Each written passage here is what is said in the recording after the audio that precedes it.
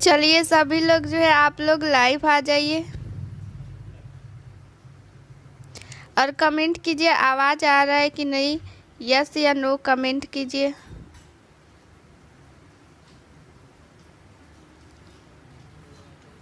आवाज़ आ रही है तो देखिए, आवाज़ आ रही है तो आप लोगों का पिछला जो चैप्टर स्टार्ट हुआ था तो वो चैप्टर जो है वो ख़त्म हो गया।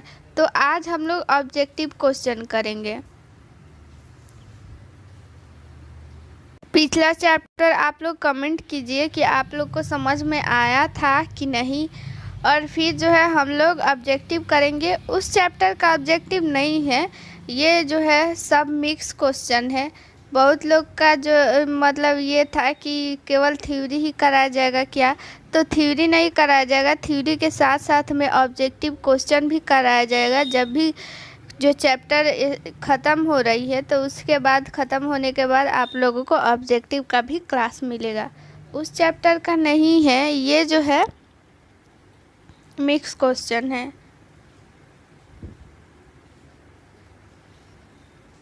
तो वो चैप्टर आप लोगों को समझ में आ गया था, तो ठीक है, हम लोग जो है आज ऑब्जेक्टिव क्वेश्चन करेंगे, ठीक है।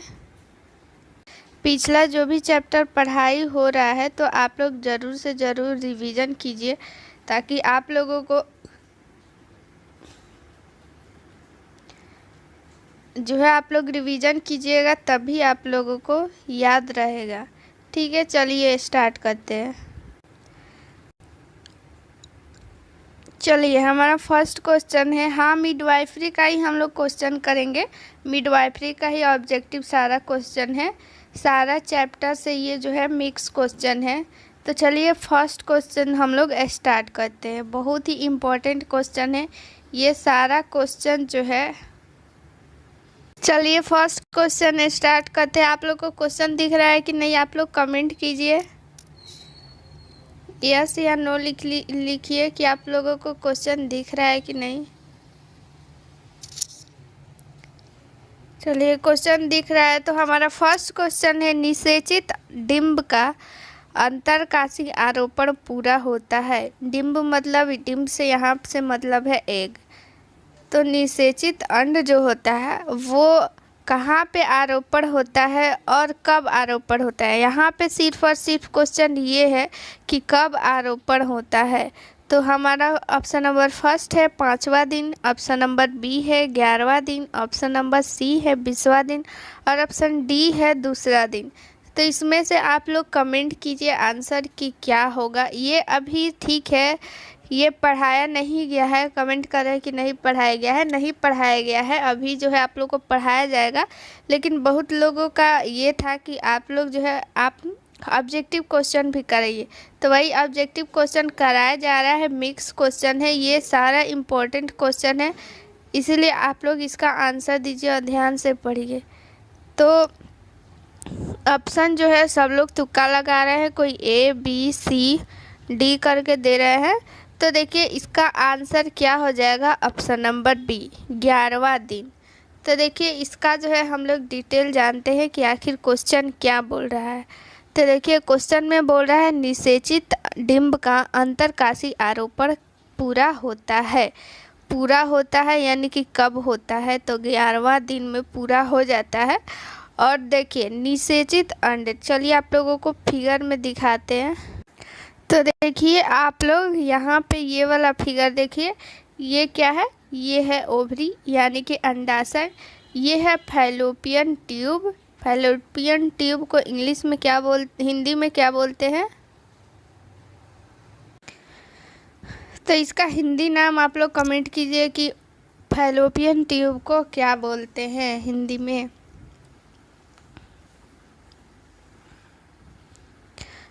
तो चलिए आंसर आ रहा है अंडवाहिनी। तो अंडवाहिनी जो है वो राइट आंसर है। फैलोपियन ट्यूब को हिंदी में अंडवाहिनी बोलते हैं। तो ये हो जाएगा हमारा अंडवाहिनी और ये हो जाएगा हमारा यूट्रस। यूट्रस को हिंदी में क्या बोलते हैं आप लोग कमेंट कीजिए।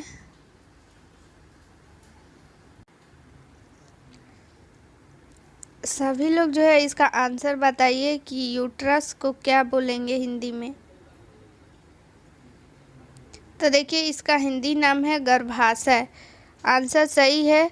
आप लोगों का आंसर आ रहा था गर्भाशय, तो यूट्रस को क्या बोलेंगे? गर्भाशय। यहाँ पे दिया है सर्विक्स, तो सर्विक्स को हिंदी में बोलते हैं हम लोग ग्रीवा, और वेजाइना को हम लोग बोलते हैं हिंदी में योनि। ये सब का नाम आप लोग हिंदी इंग्लिश दोनों याद रखिएगा।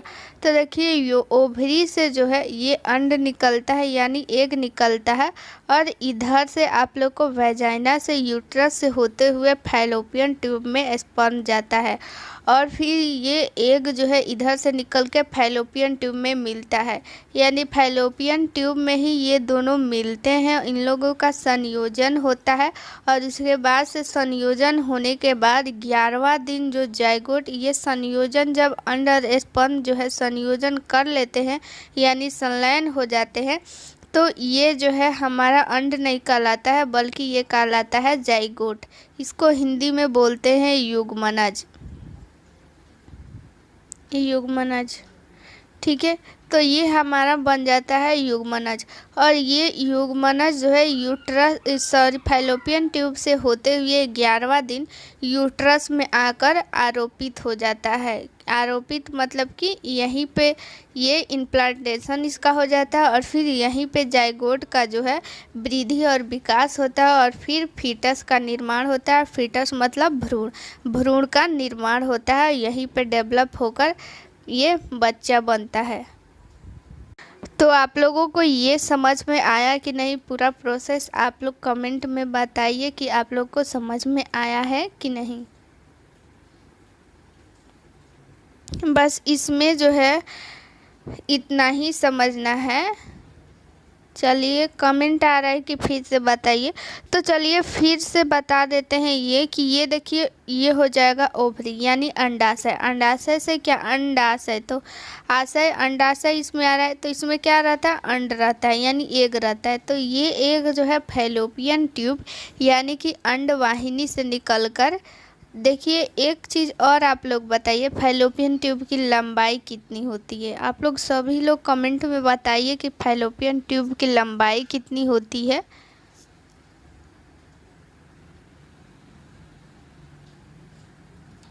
कमेंट जो है सब लोग बताइए। आंसर जो है सबका गलत आ रहा है। तो देखिए फैलोपियन ट्यूब का अंडाशय जो है, अंडाशय यानी सॉरी अंडवाहिनी जो है फैलोपियन ट्यूब, इसकी लंबाई टोटल कितनी होती है?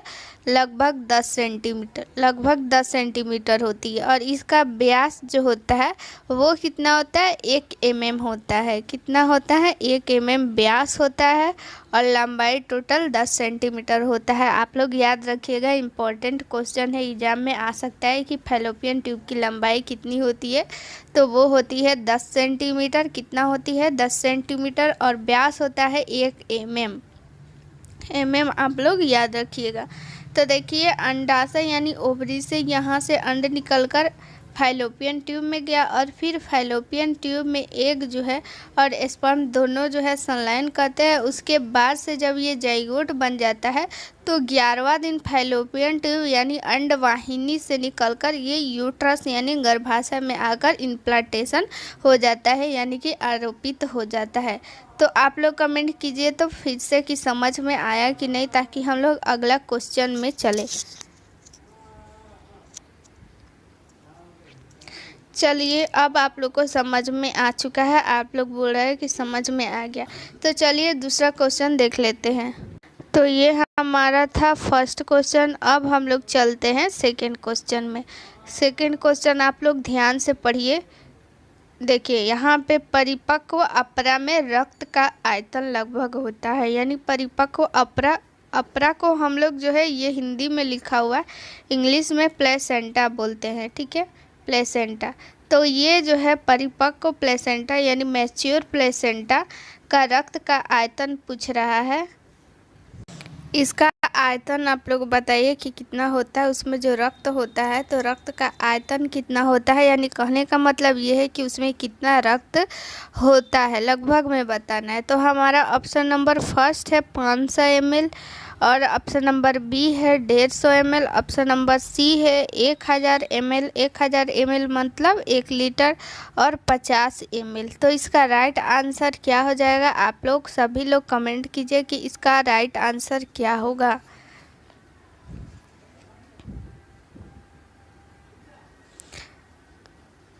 तो किन्हीं का आंसर आ रहा है 500 ml, 150 ml। तो देखिए इसका राइट आंसर हो जाएगा 500 ml। 500 ml जो होता है वो प्लेसेंटा में होता है। तो हम लोग इसमें डिटेल में जानेंगे आखिर प्लेसेंटा क्या है, इसका काम क्या है, कहाँ होता है, ये सारी चीज़ें हम लोग जानेंगे। तो देखिए ये रहा आप लोगों का प्लेसेंटा। आप लोग रुकिए 1 मिनट, इसको जो है हम ये देखिए ये वाला ये है क्या? प्लेसेंटा है। और फिर प्लेसेंटा से ही एम्बिलिकल कॉर्ड जो है वो जुड़ा रहता है और फिर इससे जो है फीटस जुड़ा रहता है। तो अगर हम बात करें कि प्लेसेंटा का काम क्या है, तो प्लेसेंटा का मेन काम है जो भी भ्रूण है उसको पोषण प्रदान करना, ठीक है। और ये आप लोगों को जो दिख रहा है ये प्लेसेंटा है और ये एम्बिलिकल कॉर्ड है। इसके ऊपर जो है ये झिल्ली है, इसमें द्रव भरा रहता है। और अगर बात करें कि प्लेसेंटा का जो है निर्माण कब से प्रारंभ होता है, तो 6 सप्ताह से ये जो है प्रारंभ होता है और 10 से 12 सप्ताह में ये पूरा बन जाता है। कितना सप्ताह से ये स्टार्ट होता है? 6 सप्ताह से, यानी 6वें सप्ताह से प्लेसेंटा बनना स्टार्ट हो जाता है। और ये हो गया हमारा क्या? Umbilical cord. ये एम्बिलिकल कॉर्ड में जो कि कितना होता है? आर्टरी और वेन इम्पोर्टेंट है। आर्टरी और वेन पूछता है कि कितना होता है, तो एम्बिलिकल कॉर्ड में जो है 2 आर्टरी होता है और 1 वेन होता है। आर्टरी मतलब धमनी और वेन मतलब सीरा। इस चीज़ को भी इंग्लिश में हिंदी में दोनों याद रखिएगा। तो क्वेश्चन नंबर फर्स्ट आप लोगों को समझ में आया कि नहीं? आप लोग एक बार कमेंट कर दीजिए कि क्वेश्चन नंबर फर्स्ट आप लोगों को सेकंड जो है वो आप लोगों को समझ में आया कि नहीं। देखिए इसमें जो है मेनली आप लोग यही याद रखिए कि रक्त का आयतन प्लेसेंटा में कितना होता है, यानी अपरा में कितना होता है? 500 ml। यानी अगर लीटर में दिया रहता तो यहाँ पे अगर 0.5 लीटर दिया रहता तो ये भी सही रहता, ठीक है।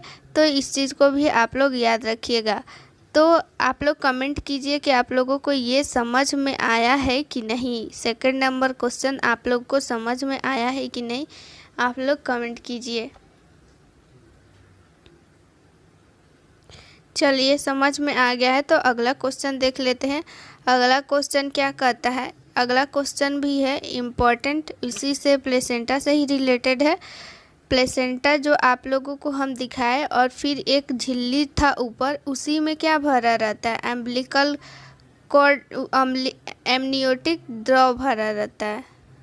तो देखिए हमारा अगला क्वेश्चन है एमनियोटिक द्रव के संबंध में निम्नलिखित में से कौन सा कथन सत्य नहीं है। आप लोग क्वेश्चन जो है वो आप लोग ध्यान से पढ़िए कि यहाँ पे दिया हुआ है कि सत्य नहीं है।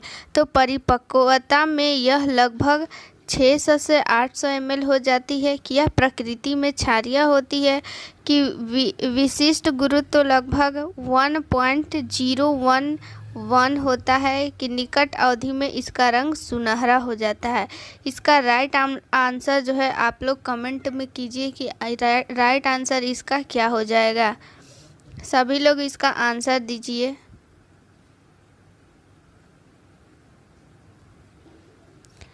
तो इसका राइट आंसर सभी लोग का, बहुत लोग जो है ऐसे तुक्का लगा रहे हैं कि ABCD सब लिख दे रहे हैं, ठीक है।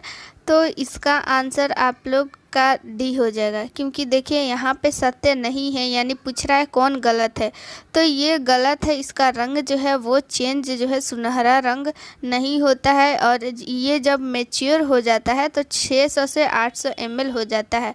बहुत लोग का क्वेश्चन है एमनियोटिक द्रव कहाँ रहता है, ठीक है बता देंगे एमनियोटिक द्रव कहाँ रहता है, इसका काम क्या है, सारा बात जो है हम लोग डिटेल में देखेंगे। और इसकी प्रकृति क्या होती है? क्षारीय होती है। और इसका गुरुत्व उतना इम्पोर्टेंट नहीं है। इसका प्रकृति आप लोग याद रखिएगा कि क्षारीय होता है और मैच्योर अवस्था में ये इसकी जो है मात्रा कितनी होती है तो 600 से 800 ml होती है। तो देखिए आप लोग यहाँ पे फिगर में देखिए, इसको आप लोग मत पढ़िए, ये सब जो है दूसरा टॉपिक है। तो देखिए ये हमारा क्या हो जाएगा, ये हमारा भ्रूणीय, इसको बोलते हैं भ्रूणीय कोश, यानी कि इसको इंग्लिश में बोलते हैं फीटल सैक मतलब क्या होता है, कोश।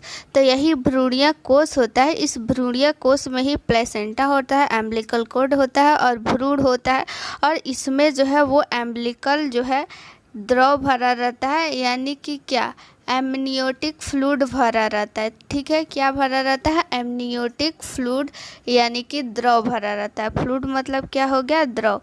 तो ये फीटल जो होता है, फीटल सेक ये हो गया, और इस फीटल सेक में ही सारा कुछ रहता है। तो ये आखिर एमनियोटिक फ्लूइड का काम क्या होता है ये हम लोग जानेंगे। तो देखिए ये जो है, अगर हमारा इसमें द्रव नहीं भरा रहेगा तो ये जो है हम लोग का फीटल जो सेक है यानी भ्रूणीय कोश है, तो ये जो भ्रूण है, इस भ्रूण में क्या हो जाएगा, वो आपस में चिपक जाएगा। जब ये आपस में चिपक जाएगा, ये सारा चीज़ जो है, एक मिनट, तो ये सारा चीज़ आपस में चिपक जाएगा, तो इसका जो भ्रूण है उस भ्रूण का अच्छा से विकास नहीं हो पाएगा और ना ही ये इसमें गति कर पाएगा। ये जब एक ही में चिपका रहेगा तो वो गति कैसे कर पाएगा। तो एमनियोटिक जो द्रव होता है, इसका जो है बहुत बड़ा रोल होता है भ्रूण का विकास में, उसका गति करने में। और फिर डिलीवरी के समय जब ये सेक जो है फट जाता है, तो इसमें से जो द्रव निकलता है, एमनियोटिक द्रव निकलता है, तो ये जो है सर्विक्स और वेजाइना को धो देता है, जिससे ये फीटस जो है वो संक्रमण से बचता है।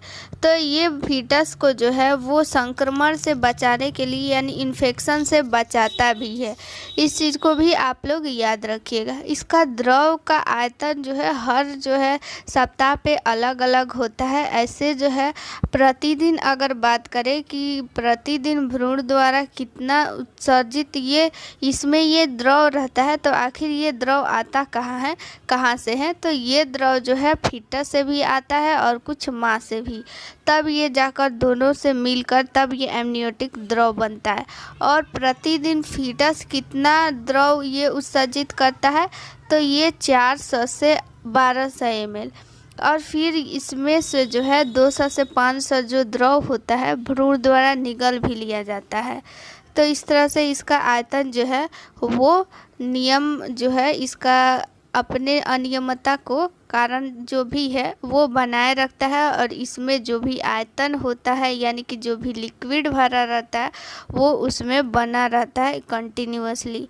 तो आप लोग कमेंट में बताइए कि आप लोगों को ये समझ में आया कि नहीं, आखिर एमनियोटिक सेक क्या होता है, फीटस सेक क्या होता है, आप लोग कमेंट में बताइए।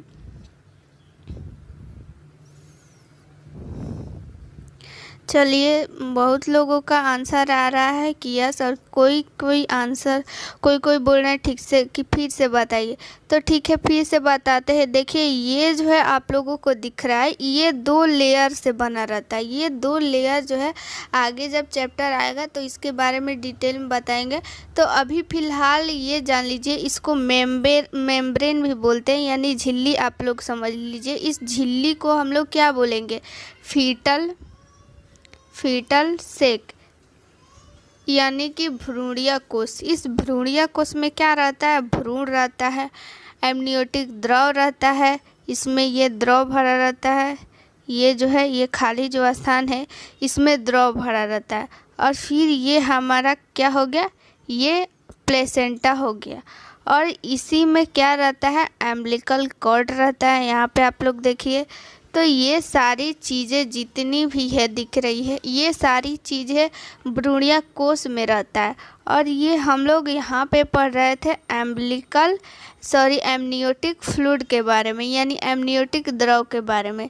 तो एमनियोटिक द्रव का एक इम्पॉर्टेंट रोल यही है कि भ्रूण का जो है गति करने में ये बहुत ही इम्पॉर्टेंट रोल निभाता है और भ्रूण का विकास करने में, क्योंकि यहाँ पे आप लोग खुद सोचिए कि द्रव इसमें नहीं भरा रहेगा तो इसमें खाली स्थान नहीं रहेगा। खाली स्थान नहीं रहेगा तो ये गति कैसे कर पाएगा, और ये नहीं गति कर पाएगा और ये जो है एकदम आपस में सिकुड़ जाएगा, जिससे इसका जो है विकास भी नहीं हो पाएगा। तो ये इसका इम्पोर्टेंट रोल यही है।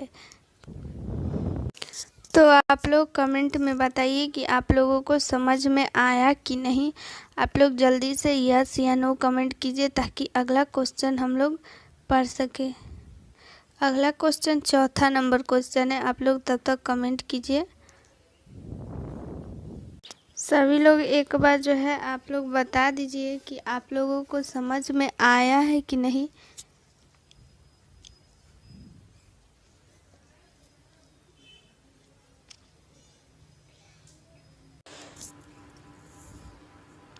सभी लोग जल्दी से जल्दी कमेंट कीजिए।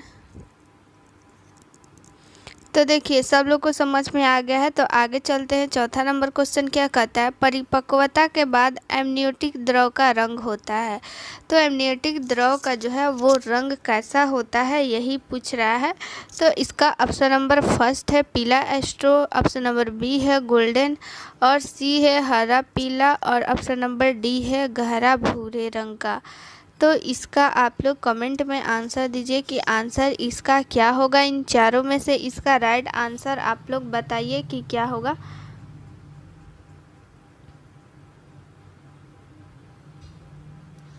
तो आंसर आप लोग जल्दी से जल्दी दीजिए कि आंसर इसका क्या होगा। इन चारों में से आप लोग ऑप्शन दीजिए, आप आंसर दीजिए।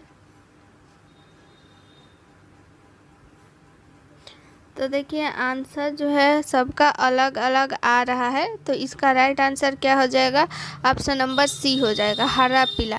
देखिए यहाँ पे ऑप्शन में दिया हुआ है हरा पीला। अगर ऑप्शन में आप लोगों को कहीं भी अगर दिखे हल्का पीला या फिर पीला, तो वो आप लोग वहाँ पे पीला भी मार सकते हैं, हल्का पीला। यहाँ पे हरा पीला दिया हुआ है तो हरा पीला भी कहीं देता है इसका आंसर, कभी कहीं जो है हल्का पीला भी दिया रहता है। तो देखिए अगर एमनियोटिक फ्लूइड की बात करें तो एमनियोटिक फ्लूइड का जो है वो इसमें क्या क्या रहता है, तो इसमें 99% जो होता है वो पानी होता है। ठीक है, 99% क्या होता है, पानी रहता है। और 1% में जो भी कार्बनिक और कार्बनिक हो गया, जैसे सोडियम हो गया और फिर पोटेशियम हो गया, यूरिया हो गया, प्रोटीन हो गया, ग्लूकोज हो गया, ये सारी चीज़ें जो है 1% में रहता है। लेकिन अगर 99% की बात करें तो 99% जो है इसमें क्या रहता है, पानी रहता है। ठीक है, तो इसमें भी जो है इसका जो है रंग जो है वो चेंज होते रहता है। एमनियोटिक जो द्रव होता है उसका जो है, जो भी मान लीजिए कि कोई अगर प्रॉब्लम आ रहा है, असामान्य जैसे बीमारी उसको हो गया या फिर बहुत सारा ऐसा कंडीशन उसमें पाया गया, तो इसमें जो है इसका रंग जो है वो चेंज रहता है। तो इसके रंग के आधार पे हम बीमारी का पता लगा सकते हैं कि ये जो है मान लीजिए हरा दिख रहा है, तो हरा दिख रहा है एमनियोटिक द्रव, तो ये क्यों दिख रहा है, इसका कारण जो है फीटस डिस्ट्रेस को इंगित करता है। यानी कि जो है इस अवस्था में क्या कराया जाता है, शीघ्र से शीघ्र जो है हम लोग को प्रसव कराना रहता है, तो यही रहता है। और सब भी इसका रहता है, गोल्डन रंग क्यों हो जाता है, हरा पीला जो होता है वो क्यों होता है। हरा पीला जो होता है कब होता है, हरा पीला मैच्योर होने के बाद ही होता है कलर। ठीक है, और फिर गहरा लाल क्यों होता है, हरा भूरा क्यों होता है, ये सारा कलर जो है इसको डिटेल में जब भी इसका अगला चैप्टर आएगा तो इसमें जो है यही हम लोग यही सब पढ़ेंगे। तो वहाँ पे हम लोग डिटेल में पूरा जान जाएंगे कलर के बारे में। फ़िलहाल हम लोग यहाँ पे अभी यही जानेंगे एमनियोटिक द्रव का रंग जो है मैच्योर होने के बाद हरा और पीला हो जाता है। आप लोग को ये समझ में आ गया इतना, तो चलिए आगे बढ़ते हैं। 5 नंबर क्वेश्चन क्या कहता है, ये भी जो है इसमें एमनियोटिक द्रव के बारे में ही पूछ रहा है, तो ये भी एमनियोटिक द्रव से रिलेटेड है। अभी इसका आंसर भी हम लोग बताए हैं, आपको बताए हैं, तो आप लोग इसका आंसर आप लोग सही कीजिएगा, ठीक है। एमनियोटिक द्रव में उपस्थित कार्बनिक यौगिक है, यानी एमनियोटिक द्रव में कौन कौन सा कार्बनिक यौगिक है, कार्बनिक यौगिक किसे बोलेंगे और अकार्बनिक यौगिक किसे बोलेंगे, ये सारा हम लोग देखेंगे। फिलहाल अभी इस चारों ऑप्शन में से हम लोग को बताना है कि आखिर इसमें से कौन कौन सा चीज़ होता है, प्रोटीन होता है कि लिपिड और ग्लूकोज होता है कि यूरिया और यूरिक एसिड होता है कि इनमें से सभी होता है। तो इसका राइट आंसर आप लोग बताइए कि इसका राइट आंसर क्या हो जाएगा, कमेंट में बताइए, क्योंकि इसका आंसर अभी पिछले ही जो भी क्वेश्चन था उसमें बताए हैं, तो इसका आप लोग का सभी का आंसर सही आना चाहिए। आप लोग कमेंट कीजिए।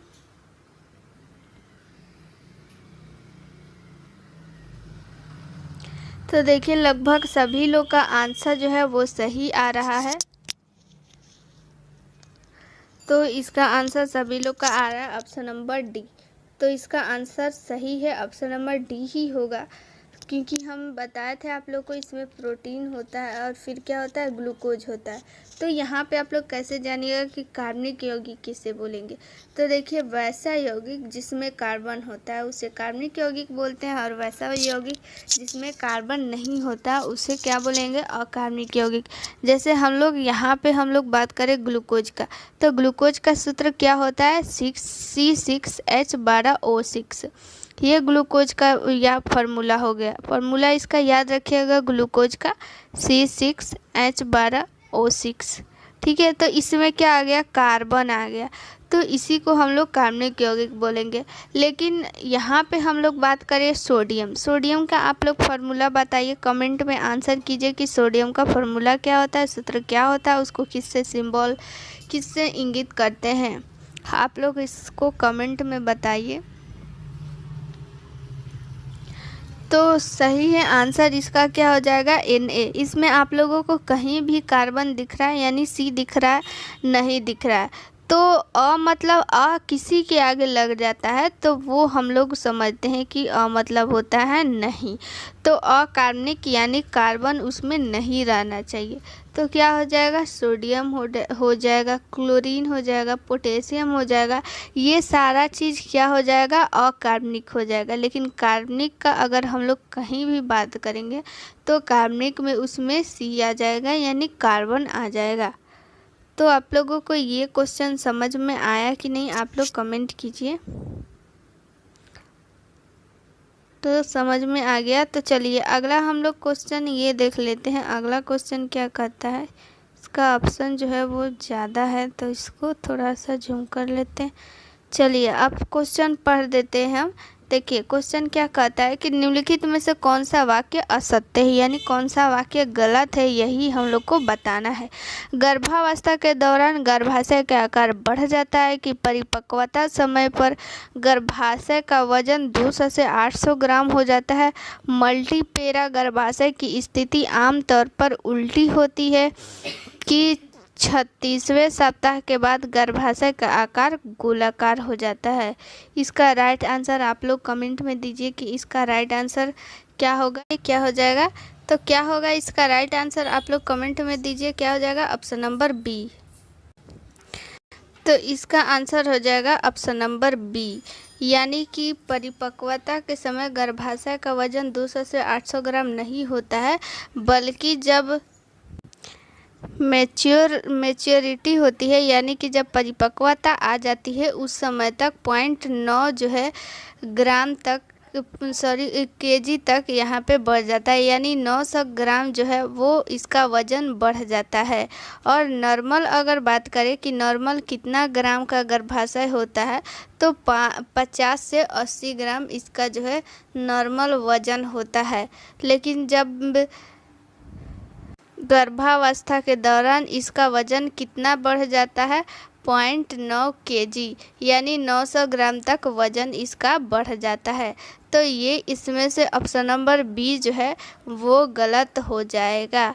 तो देखिए 50 ग्राम तो ऐसे होता है और 900 ग्राम ऐसे बढ़ जाता है, तो 9.5 के लगभग में इसका क्या हो जाएगा, वज़न हो जाएगा। ठीक है, पूछ रहे थे आप लोग कि इसका वज़न कितना एग्जैक्ट हो जाएगा। तो देखिए यहाँ पे 900 ग्राम 950 ग्राम आप लोग याद कर लीजिएगा कि 950 ग्राम तक हो जाता है। और आकार बढ़ता है, ये तो सही बात है, गर्भाशय का आकार बढ़ जाता है। और मल्टीपेरा यानी कि कोई भी लेडी जब एक बार गर्भ धारण कर ली, फिर दोबारा जब वो गर्भ धारण करेगी तो उसको हम लोग मल्टीपेरा कहेंगे। यानी कि एक बार से अधिक जो कोई भी लेडी अगर गर्भ धारण करती है तो उसको हम लोग मल्टीपेरा बोलेंगे। तो यही बोल रहा है, तो उस समय जो है उल्टी होती है। तो ये स्थिति ये सही है, ऑप्शन नंबर सी जो है वो सही है और ऑप्शन नंबर डी भी सही है। इसका जो है आकार गोलाकार हो जाता है 36वें सप्ताह पे। तो चलिए हम लोग अगला क्वेश्चन देख लेते हैं, क्वेश्चन नंबर 7। तो क्वेश्चन नंबर 7 क्या कहता है कि निम्नलिखित में से गर्भावस्था का महत्वपूर्ण लक्षण कौन सा है। तो यहाँ पे लक्षण पूछ रहा है कि लक्षण कौन सा है। तो यहाँ पे आप लोग ऑप्शन देखिए, ऑप्शन नंबर फर्स्ट है स्तन के आकार में वृद्धि, ऑप्शन नंबर बी है बड़ा स्तंभ और गहरा रंजित निप्पल, और ऑप्शन नंबर सी है स्तन के स्राव का निचोड़ना जिनसे कभी स्तनपान नहीं कराया, और ऑप्शन नंबर डी है स्तन का पीलापन।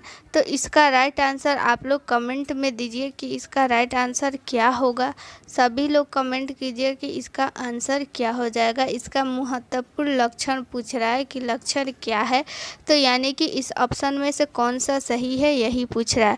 तो इसका क्या हो जाएगा आप लोग कमेंट कीजिए। तो इसका ऑप्शन नंबर क्या हो जाएगा, सी राइट आंसर हो जाएगा। चलिए अगला क्वेश्चन देख लेते हैं।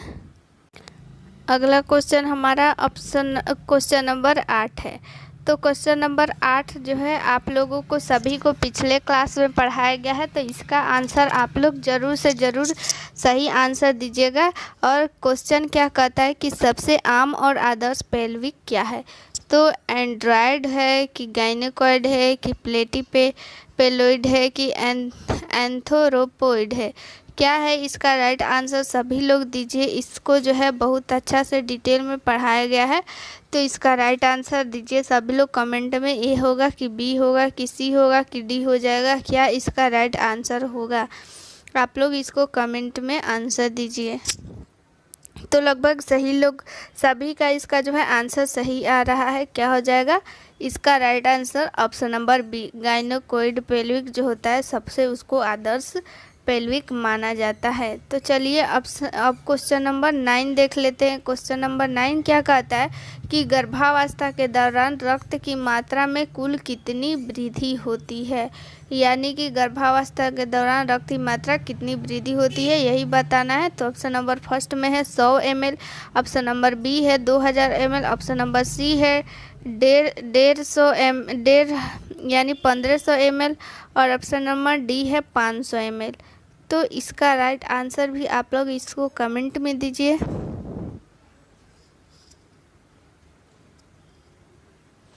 इसका आंसर आप लोग कमेंट में दीजिए कि ऑप्शन नंबर ए होगा कि बी होगा कि सी होगा कि डी होगा।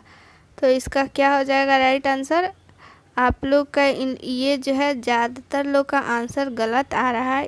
इसका राइट आंसर क्या हो जाएगा, ऑप्शन नंबर सी 150 ml जो है वो ब्लड की मात्रा बढ़ जाती है। ठीक है, इस चीज़ को आप लोग याद रखिएगा, इम्पॉर्टेंट क्वेश्चन है।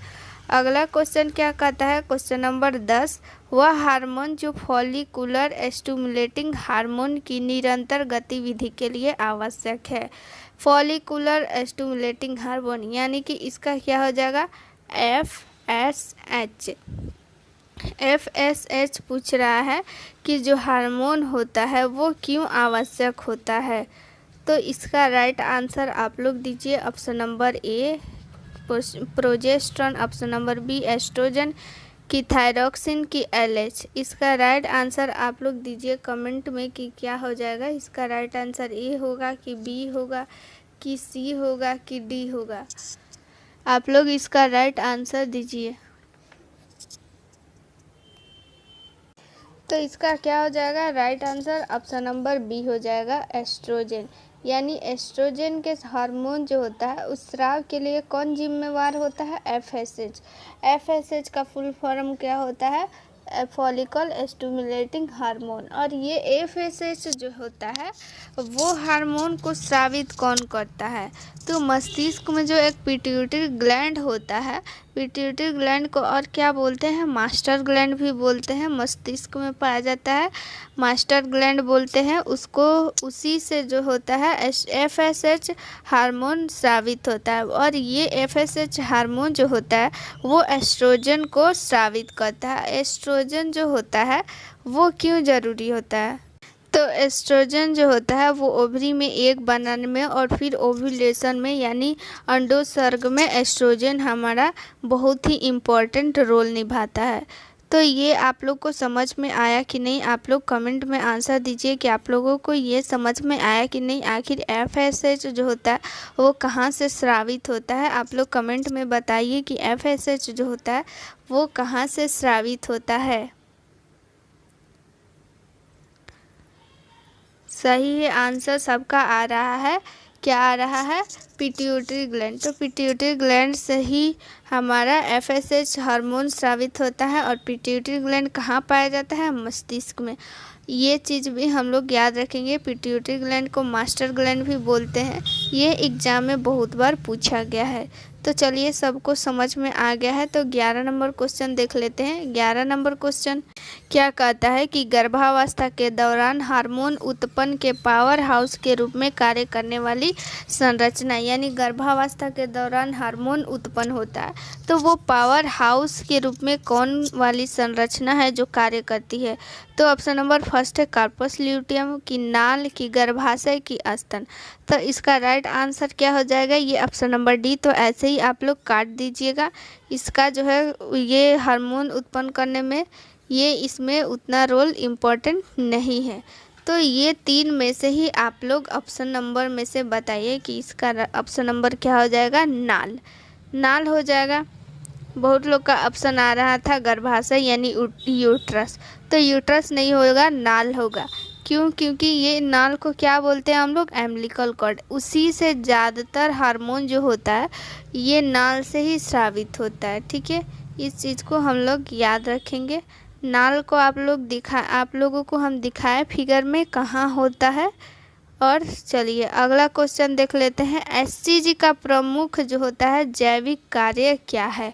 एसजीजी क्या है इस चीज़ को भी जानेंगे। तो इससे पहले आप लोग ये बताइए कि ऑप्शन नंबर इसमें से क्या हो जाएगा?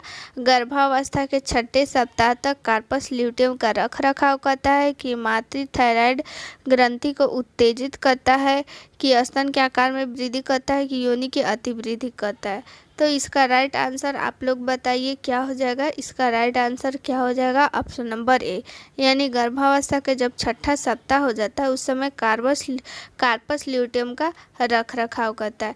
देखिए जो भी कार्पस ल्यूटियम होता है वो कहाँ पाया जाता है? तो देखिए एसजीजी जो हार्मोन होता है वो सिर्फ जो है जो भी प्रेग्नेंट होती है उसी में ये जो है ज़्यादा मात्रा में पाया जाता है। तो एसजीजी का जो भी प्रेग्नेंट लेडी का टेस्ट किया जाता है तो एसजीजी हार्मोन होता है उसमें बढ़ा हुआ रहता है। तो इसी से हम लोग जब उसमें पॉजिटिव आ जाता है तो इसी से हम लोग मानते हैं कि वो लेडी क्या है? प्रेग्नेंट है। तो ये इसका काम एक और भी है और वो काम क्या है? कार्पस ल्यूटियम का रख रखाव करता है। तो कार्पस ल्यूटियम कहाँ पाया जाता है? तो जो यूट्रस होता है, इस फिगर में आप लोग देखिए ये जो यूट्रस आप लोग को दिख रहा है इसी का जो आंतरिक दीवार होता है तो इसी को हम लोग बोलते हैं कार्पस ल्यूटियम। ये जो है मोटा हो जाता है, गर्भावस्था के दौरान मोटा हो जाता है। अगर एग यहाँ से निकला और फिर यहाँ पे आया और इसको स्पर्म नहीं मिला तो यही कार्पस ल्यूटियम की दीवारें जो होती है वो जो है टूटती है और ब्लड के रूप में ये बाहर निकाल जाती है। लेकिन कोई अगर लेडी जो होती है प्रेग्नेंट हो जाती है तो ये कार्पस ल्यूटियम जो है वो इसकी दीवारें मोटी हो जाती है और फिर जो है आगे का काम होता है। तो उसका जो कार्पस ल्यूटियम होता है तो उसी का रख रखाव कौन काम करता है, तो एसजीजी काम करता है। ये जो है आप लोग को अगला जो भी चैप्टर आएगा तो इसको डिटेल में पढ़ाया जाएगा, तब आप लोग को और भी ज़्यादा समझ में आ जाएगा। तो चलिए अगला क्वेश्चन हम लोग देख लेते हैं। 13 नंबर क्वेश्चन क्या कहता है। आप लोग को पिछला क्वेश्चन समझ में आया कि नहीं, आप लोग ज़रूर कमेंट कीजिए। आप लोगों को समझ में आया कि नहीं कमेंट कीजिए, ताकि अगला जो भी क्वेश्चन है हम अगला क्वेश्चन करेंगे। तो चलिए कमेंट कीजिए। चलिए सब लोग को समझ में आ गया, तो अगला क्वेश्चन करते हैं। क्वेश्चन नंबर 13, ह्यूमन कोरियोनिक गोनोडोट्रोफिन का काम क्या है। तो ह्यूमन यानी कि इसका जो है शॉर्ट नाम क्या होता है, GARH। तो इसका जो होता है यही होता है शॉर्ट नाम। तो इसी का कार्य पूछ रहा है कि इसका कार्य क्या होता है, ह्यूमन कोरियोनिक गोनोडोट्रोफिन। देखिए अभी आप लोग को थ्योरी नहीं पढ़ाया गया है तो थोड़ा सा दिक्कत होगा। ऑब्जेक्टिव में आगे जो भी चैप्टर आएगा तो इसमें ये सारा चीज़ डिटेल में पढ़ाया जाएगा, फिर आप लोगों को ये सारा चीज़ अच्छा से समझ में आ जाएगा। फिलहाल अभी यहाँ पे यही जानिए। ऑप्शन नंबर फर्स्ट है, गर्भावस्था के दौरान 6 सप्ताह पर कार्पस ल्यूटियम का रख रखाव करता है। कि ऑप्शन नंबर बी है, यह टेस्टोस्टेरोन का उत्पादन करने के लिए पुरुष भ्रूण की लैंडिंग कोशिकाओं को उत्तेजित करता है। कि ऑप्शन नंबर सी है, दूध का उत्सर्जन। या फिर ऑप्शन नंबर डी है, ए एवं बी। तो इसका राइट आंसर आप लोग कमेंट में बताइए। तो चलिए इसका जो है आप लोग ऑप्शन बताइए। तो इसका ऑप्शन नंबर आप लोग बताइए कि ऑप्शन क्या हो जाएगा। यहाँ पे हम लोग का राइट आंसर हो जाएगा ऑप्शन नंबर डी, यानी ए और बी दोनों। तो यानी कि ह्यूमन कोरियोनिक गोनोडोट्रोफिन का इसका जो है शॉर्ट नाम क्या होता है, GnRH। ठीक है, यही होता है, GnRH होता है। ये जो है यहाँ पे ए नहीं N होता है। ठीक है, इसको आप लोग याद रखिएगा, GnRH होता है, ह्यूमन कोरियोनिक गोनोडोट्रोफिन। यदि इसका कार्य क्या है तो इसका कार्य हो जाएगा, ये जो होता है कार्पस ल्यूटियम का, ये भी रख रखाव करता है और फिर HCH हार्मोन भी रख रखाव करता है। ठीक है, अकेले का कोई सी का काम नहीं होता है, ये दोनों मिलकर कार्य करते हैं। और फिर जो होता है टेस्टोस्टेरोन उत्पादन के लिए पुरुष भ्रूण की लैंडिंग। देखिए GnRH और फिर ये ह्यूमन कोरियोनिक गोनोडोट्रोफिक होता है, ये जो होता है मेल और फीमेल दोनों में पाया जाता है। लेकिन इसका मेल और फीमेल दोनों में कार्य जो होता है वो अलग अलग हो जाएगा, क्योंकि ये दोनों हार्मोन जो होता है वो मस्तिष्क में पाया जाता है, इसलिए ये जो होता है मेल और फीमेल दोनों में पाया जाएगा। तो इसीलिए इसके बारे में और आगे जो है हम लोग डिटेल में पढ़ेंगे, जो भी हम लोगों का आएगा चैप्टर। तो फिर चलिए आप लोगों को ये समझ में आया कि नहीं, आप लोग कमेंट में बताइए कि ह्यूमन गोनोडोट्रोफिन का यहाँ पे कार्य क्या हो जाएगा। तो ये हमारा दोनों कार्य जो होता है टेस्टोस्टेरोन का उत्पादन करने के लिए पुरुष भ्रूण की लैंडिंग कोशिकाओं को उत्तेजित करना, यानी कि जो भी भ्रूण होगा अगर वो पुरुष होगा यानी मेल होगा तो उसमें टेस्टोस्टेरोन हार्मोन का उत्तेजित करना किसका कार्य होता है, GnRH का काम होता है। आप लोग कमेंट कीजिए कि समझ में आया कि नहीं, ताकि हम लोग अगला क्वेश्चन करेंगे।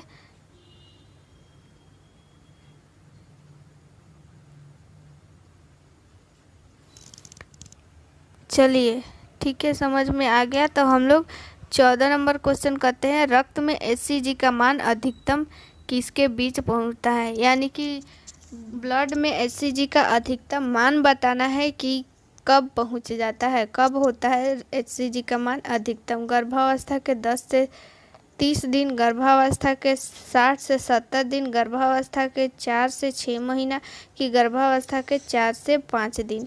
इसका राइट आंसर क्या हो जाएगा। तो ऑप्शन नंबर आप लोग इसमें से चारों में से बताइए कि क्या होगा।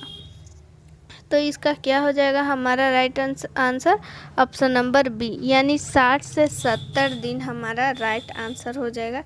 आज चलिए अगला क्वेश्चन, इसमें कुछ समझने वाली बात नहीं है, बस ये हम लोग को याद रखना है कि गर्भावस्था के 60 से 70 दिन, यानी इसको हम लोग महीना में बोलेंगे तो 2 महीना लगभग हम लोग याद करेंगे कि 2 महीना में लगभग हमारा HCH का मान जो होता है वो हमारा अधिकतम हो जाएगा। आज जो थोड़ा ऑब्जेक्टिव क्वेश्चन है इसलिए थोड़ा हम लोग जल्दी जल्दी करेंगे, क्वेश्चन क्योंकि ज़्यादा है तो थोड़ा हम लोग को जल्दी करना पड़ेगा।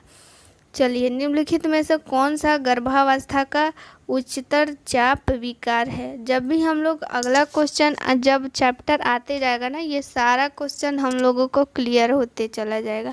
ये सारा क्वेश्चन के बारे में हम लोग आगे चैप्टर में पढ़ेंगे, लेकिन कुछ लोग बोल रहे थे कि ऑब्जेक्टिव क्वेश्चन भी कराइए, इसलिए कराना पड़ रहा है। चलिए, ऑप्शन नंबर फर्स्ट है एक्लेम्सिया, ऑप्शन नंबर बी है placenta previa, option number C है हाइपरमेसिस ग्रेविडम और ऑप्शन नंबर डी है स्थानिक गर्भावस्था। तो इसका आप लोग आंसर बताइए क्या हो जाएगा? एक्लेम्सिया। एक होता है एक्लेम्सिया और एक होता है प्री एक्लेम्सिया। तो देखिए, प्री एक्लेम्पिया, प्री मतलब क्या होता है? पहले, और एक्लेम्सिया यानी पहले क्या होगा? प्री एक्लेम्सिया, तब हो जाएगा हमारा एक्लेम्सिया। तो प्री एक्लेम्सिया में क्या होता है? यहाँ पे ऑप्शन क्या है हमारा? केवल एक्लेम्सिया, इसलिए हमारा ऑप्शन नंबर ए हो जाएगा।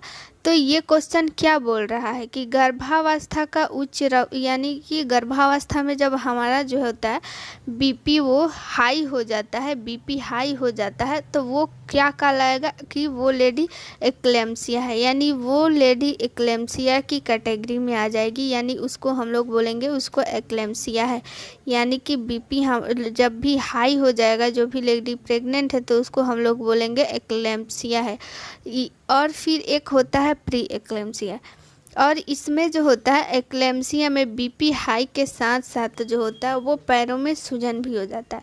लेकिन प्री एक्लेम्सिया में क्या होता है कि प्री एक्लेम्सिया में केवल बीपी हाई होता है, वही बीपी अगर हाई के साथ साथ पैरों में सूजन या फिर बॉडी में कहीं भी सूजन आ जाता है तो वो हमारा एक्लेम्सिया में चला जाता है।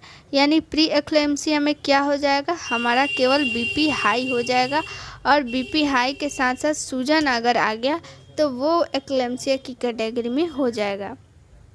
आप लोगों को समझ में आया है कि नहीं? जल्दी से कमेंट कीजिए ताकि अगला क्वेश्चन हम लोग देखेंगे।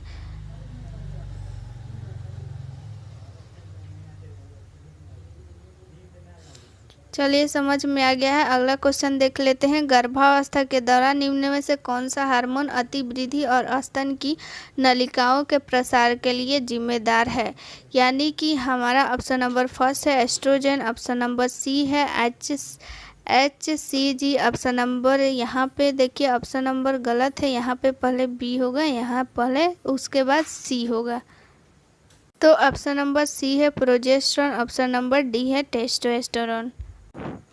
तो इसका राइट आंसर क्या हो जाएगा? एस्ट्रोजन। तो एस्ट्रोजन जो होता है वही स्तन की नलिकाओं को प्रसार करने में मदद करता है। चलिए, अगला क्वेश्चन देख लेते हैं। अब क्वेश्चन नंबर क्या है? 17 है।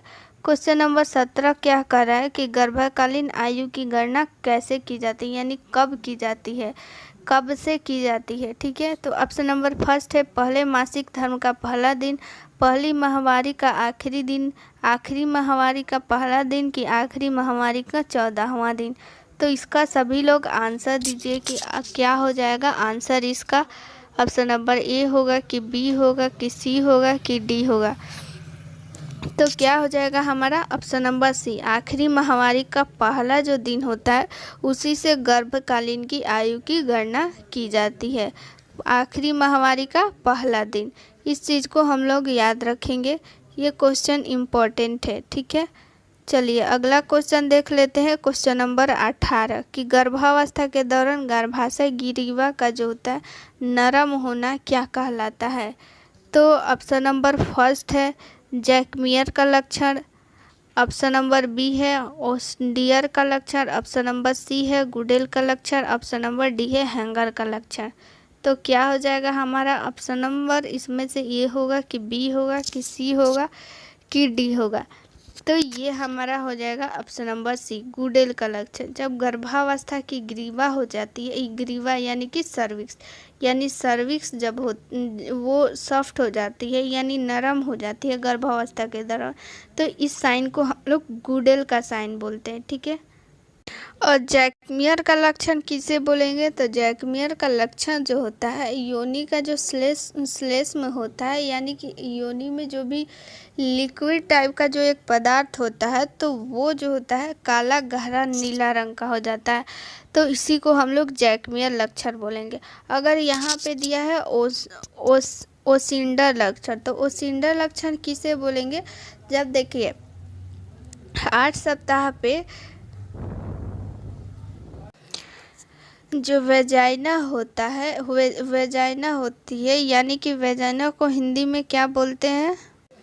योनि। ठीक है। योनि की जो स्पंदन दर होती है वो 8 सप्ताह पे वृद्धि हो जाती है, यानी स्पंदन दर वृद्धि जो हो जाती है, तो उसी को हम लोग ओसिएंडर लक्षण बोलेंगे। ठीक है। इस चीज़ को भी याद रखेंगे, ये जितना भी लक्षण है बहुत ही इम्पोर्टेंट है। ठीक है। इस चीज़ को हम लोग याद रखेंगे। और ऑप्शन नंबर डी है हैंगर का लक्षण। तो हैंगर का लक्षण किसे बोलेंगे? जब देखिए गर्भाशय का ऊपरी आधा भाग जो होता है निचले भाग की तुलना में आकार का बड़ा हो जाता है, तो उसी को हम लोग बोलेंगे हैंगर का लक्षण। यानी कि जो भी गर्भाशय वाला हिस्सा होता है इसका जो है आधा भाग निचले भाग की ये तुलना में जो होता है ये बड़ा हो जाता है आकार में, इसी को हम लोग हैंगर का साइन बोलते हैं। इस चीज़ को आप लोग जो है याद रखिएगा। ये क्वेश्चन जो भी लक्षण वाला होता है ना, तो ये क्वेश्चन ज़रूर से ज़रूर पूछता है, तो ये आप लोग आंसर ज़रूर बताइएगा। इसमें से आंसर ज़रूर आप लोग का सही आंसर आना ही चाहिए, क्योंकि ये सभी अभी हम बताए हैं। तो इसका आंसर क्या हो जाएगा? देखिए निम्नलिखित में से कौन गर्भ जो है नहीं है, यानी गर्भावस्था के दौरान कौन सा जो संकेत होता है वो लक्षण नहीं है। ऑप्शन नंबर फर्स्ट है चैडविक का लक्षण, ऑप्शन नंबर बी है ब्रुडजिन्सी का लक्षण, तो ऑप्शन नंबर सी है हैंगर का लक्षण, ऑप्शन नंबर डी है गोडेल का लक्षण। तो क्या हो जाएगा हमारा? ऑप्शन नंबर बी जो हो जाएगा, ब्रुडजिन्सी का लक्षण जो होता है वो गर्भावस्था के दौरान नहीं होता। तो आखिर ब्रुडजिन्सी का लक्षण होता है वो क्या होता है?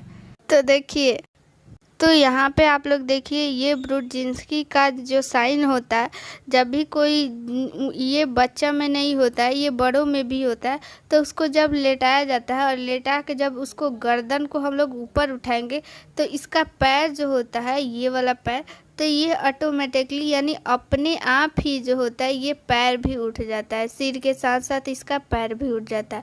तो ये हमारा साइन क्या कहलाता है? ब्रुडजिन्स्की का साइन। तो ये एक जो होता है बीमारी होता है, तो इसलिए हमारा ये ऑप्शन नंबर जो बी है वो इसका राइट आंसर हो जाएगा। ये संकेत जो होता है ये नहीं होगा। ठीक है। चलिए अगला क्वेश्चन हम लोग क्वेश्चन नंबर बी देख लेते हैं कि निम्नलिखित में से कौन सा जो गर्भावस्था परीक्षण जो होता है वो नहीं है। तो एलिजा परीक्षण की, बेनेडिक्ट परीक्षण की, रेडियो इम्यूनो की, फ्लोरो इम्यूनेसे। तो इसका राइट आंसर क्या हो जाएगा? आप लोग कमेंट में बताइए कि इसका राइट आंसर क्या हो जाएगा, ए होगा कि बी होगा कि सी होगा कि डी होगा। तो इसका राइट आंसर क्या हो जाएगा आप लोग कमेंट में ज़रूर बताइए। ज़्यादातर लोग का सही आंसर आ रहा है, क्या आ रहा है? ऑप्शन नंबर बी, बेनेडिक्ट का जो परीक्षण होता है वो गर्भावस्था के लिए नहीं होता है, बल्कि इस टेस्ट से जो होता है बेनेडिक्ट टेस्ट इसलिए किया जाता है कि यूरिन में जो होता है, यूरिन में शर्करा का हम लोग मात्रा जान सके कि कितनी मात्रा है, इसके लिए किया जाता है। और बाकी ये सब जो टेस्ट होता है गर्भावस्था परीक्षण में किया जाता है। तो चलिए अगला क्वेश्चन हम लोग देख लेते हैं। अगला क्वेश्चन क्या कहता है? क्वेश्चन नंबर 21 कहता है निम्नलिखित में से कौन सा गर्भावस्था के दूसरी तिमाही का लक्षण नहीं है? ऑप्शन नंबर ए है क्यूकनिक, ऑप्शन नंबर बी है फंडल ऊंचाई और सुनिश्चित उपस्थिति, और ऑप्शन नंबर सी है मोंटगोमरी का देखिए आप लोग कमेंट नहीं कीजिए, जहाँ भी दिक्कत होगा हम पूछ लेंगे, सिर्फ वहीं पे कमेंट कीजिए। फ़िलहाल अभी क्वेश्चन पे ध्यान दीजिए। तो ऑप्शन नंबर डी हो जाएगा, भ्रूण के दिल की आवाज़ का पता लगाना। यानी ये क्वेश्चन क्या बोल रहा है कि इसमें से कौन सा जो ऑप्शन है वो दूसरे तिमाही का लक्षण नहीं है। तो इसमें से आप लोग आंसर बताइए कि क्या होगा। ऑप्शन नंबर ए होगा कि बी होगा कि सी होगा कि डी होगा। तो क्या हो जाएगा, ऑप्शन नंबर बी हो जाएगा। यानी फंडल की ऊंचाई सुनिश्चित जो नहीं होती है, यानी कि जैसे जैसे सप्ताह बढ़ते जाता है तो उसकी फंडल की ऊंचाई जो होती है वो बढ़ते जाती है। क्योंकि ये अभी दूसरा तिमाही है। तिमाही यानी कि ट्राइमेस्टर। ट्राइमेस्टर कितना होता है, यहाँ पे आप लोग नाम देखिए, तिमाही यानी तिमाही होता है, यानी 3 माह होता है। फर्स्ट तिमाही और दूसरा तिमाही और तीसरा तिमाही। तो जो पहला तिमाही होता है वो 0 से 12 सप्ताह होता है, और जो दूसरा तिमाही होता है वो होता है 13 से 28 सप्ताह तक, और तीसरा तिमाही होता है वो 29 से 40 सप्ताह तक होता है। इस चीज़ को आप लोग को समझ में आया कि नहीं, ये बताइए। तो ये क्विकनिंग और ये सारा चीज़ जो है, ये सारा कुछ हम लोग पढ़ेंगे। क्विकनिंग ये होती है कि जो बच्चा होता है वो नीचे आ जाता है, तो वो जो प्रेग्नेंट लेडी होती है उसको सांस लेने में आसानी फील होता है। तो इसी को हम लोग क्या बोलेंगे, क्विकनिंग। और भ्रूण की दिल की आवाज़ तो पता लगा ही सकते हैं। तो ये चीज़ हो गया। और आप लोगों को जो है कमेंट में बताइए कि ये समझ में आया कि नहीं। तो बोल रहे हैं कि फिर से देखिए, तिमाही में ये होता है, तिमाही 3 होता है, 1, 2 और 3। तो पहला तिमाही कब से कब तक बोलेंगे, 0 से 12 सप्ताह, और दूसरा होता है 13 से 28 सप्ताह तक, और तीसरा होता है 29 से 40। पूरा 40 सप्ताह को हम लोग बोलेंगे तिमाही। तो ये तीनों तिमाही आप लोग याद रखिएगा। पूछता है क्वेश्चन में कि पहला तिमाही कब से कब तक होता है, दूसरा तिमाही कब से कब तक होता है, और तीसरा तिमाही कब से कब तक होता है। देखिए अगला क्वेश्चन देख लेते हैं। बढ़ते भ्रूण का वह भाग जो गर्भाशय के निचले ध्रुव पर स्थित होता है। ऑप्शन नंबर फर्स्ट है लाई, भ्रूण की प्रस्तुति, भ्रूण का एंटीट्यूड, और ऑप्शन नंबर डी है भ्रूण की स्थिति। इसका आप लोग राइट आंसर बताइए। 22 नंबर का क्या हो जाएगा, राइट आंसर क्या हो जाएगा 22 का, ऑप्शन नंबर बी भ्रूण की प्रस्तुति। फिलहाल आप लोग यही जान लीजिए, क्योंकि इसको डिटेल में बताने में बहुत ज़्यादा समय लग जाएगा। जो भी अगला चैप्टर आएगा ना, तो ये सारा कुछ उसी के बारे में हम लोग पढ़ेंगे। तो हमारा क्या हो जाएगा, भ्रूण की प्रस्तुति, ऑप्शन नंबर बी हो जाएगा। अगला क्वेश्चन देख लेते हैं। 23 नंबर क्वेश्चन क्या कहता है कि भ्रूण की विभिन्न अंगों का आपस में संबंध क्या कहलाता है। भ्रूण का जो विभिन्न यानी जितना सारा अंग होता है उसको आपस में संबंध में क्या बोलेंगे, आपस में उसको सबको क्या बोलेंगे। लाई बोलेंगे कि भ्रूण की प्रस्तुति, कि भ्रूण का एटीट्यूड, कि भ्रूण की स्थिति।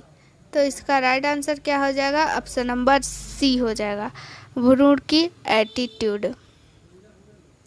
और 24 नंबर देख लेते हैं। 24 नंबर, पूरा टोटल 30 क्वेश्चन है, अभी 24 नंबर देख लेते हैं कि मानव भ्रूण का सबसे सामान्य लाई क्या है। लॉन्गिट्यूड की आड़ा, तिरछा और स्थिर। तो इसका क्या हो जाएगा, ऑप्शन नंबर ए लॉन्गिट्यूड जो होता है वो भ्रूण का सबसे, लाई मतलब कि क्या हो जाएगा, लाई जो भी हम लोग बोलेंगे तो यहाँ पे आप लोग यही समझिए, लाई मतलब कि स्थिति। तो वो कौन सी स्थिति है जो भ्रूण का सबसे सामान्य है, लॉन्गिट्यूड की आड़ा, तिरछा और स्थिर। ये सारा चीज़ हम लोग डिटेल में जानेंगे। फिलहाल आप लोग यहाँ पे यही जानिए कि लॉन्गिट्यूड जो होता है वो सबसे सामान्य लाई होता है। और अगला क्वेश्चन देख लेते हैं। अगला क्वेश्चन क्या कहता है, ये भी जो हो यही सेम क्वेश्चन है, तो इसको छोड़ देते हैं। अगला क्वेश्चन देख लेते हैं 26 नंबर क्वेश्चन। 26 नंबर क्वेश्चन क्या कहता है कि मानव भ्रूण की सार्वभौमिक प्रवृत्ति क्या है। तो ऑप्शन नंबर फर्स्ट है विस्तारित, ऑप्शन नंबर बी है मोड़, सी है कुछ समय बढ़ाया गया और कुछ समय फ्लेक्सेड किया गया, और ऑप्शन नंबर डी है उच्च विस्तारित।